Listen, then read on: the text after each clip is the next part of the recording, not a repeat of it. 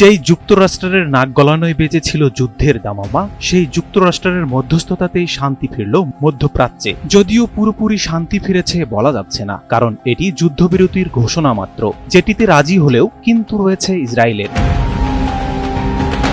ট্রাম্পের যুদ্ধবিরতি ঘোষণার পর ইসরায়েলের এক কর্মকর্তা নাম প্রকাশ না করার শর্তে জানিয়েছেন, যদি সব পক্ষ তা মেনে চলে তবেই এটি কার্যকর থাকবে।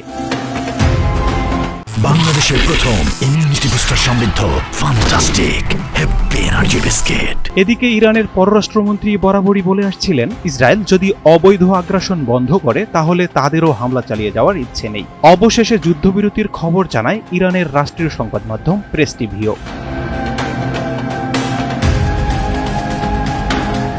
বিবিসির তথ্য অনুযায়ী নাম প্রকাশ না করার শর্তে হোয়াইট হাউসের এক জ্যেষ্ঠ কর্মকর্তা জানিয়েছেন, যুদ্ধবিরতির জন্য ইসরায়েল ও ইরানের সাথে প্রত্যক্ষ ও পরোক্ষভাবে যোগাযোগ করা হয়েছে যুক্তরাষ্ট্রের পক্ষ থেকে। এই প্রক্রিয়ায় যুক্ত ছিলেন মার্কিন ভাইস প্রেসিডেন্ট জেডি ভ্যান্স, পররাষ্ট্রমন্ত্রী মার্কো রুবিও এবং মার্কিন বিশেষ দূত স্টিভ উইটকফও।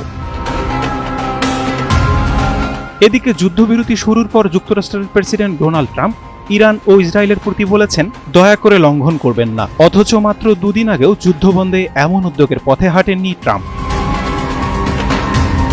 এদিকে যুদ্ধবিরতির ঠিক আগ মুহূর্তে মার্কিন ঘাঁটিতে হামলা চালায় ইরান, আর তার আগে ট্রাম্প প্রশাসনকে ফাঁদে ফেলতে হরমুজ প্রণালী বন্ধের সিদ্ধান্ত আসে ইরান পার্লামেন্ট থেকে।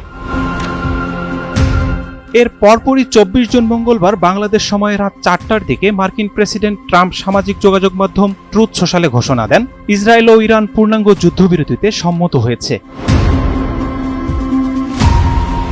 তবে কি ইরানের হার না মানা নেতা খামেনির একরোখা পদক্ষেপ আর হরমুজ প্রণালীর জোরেই যুদ্ধ থেকে সাময়িক রেহাই পেল মধ্যপ্রাচ্য? যে কারণেই হোক, এই যুদ্ধ বন্ধ হওয়ার মধ্য দিয়ে আটকে রাখা শ্বাস ছাড়ল বিশ্ববাসী। কারণ সারা বিশ্বের একটাই চাওয়া, সংঘাত নয়, হামলা নয়, বিরাজ করুক শুধুই শান্তি। Mahmud Rafi, NTV online.